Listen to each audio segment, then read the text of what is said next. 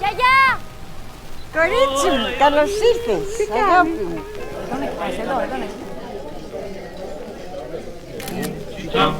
Γιαγιά, σ' αρέσει η φωτογραφία? Α, τι ωραία φωτογραφία. Α, θέλω κι εγώ μία. Στείλτε μου. Εγώ πρώτα. Αν δεν σου αρέσει, πάμε καπανό.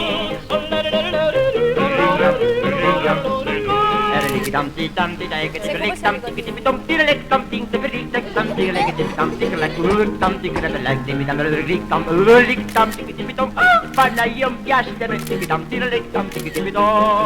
και θα σου κλείνει το σιγαρό. Πάμε τα σιγά και στην Honolulu.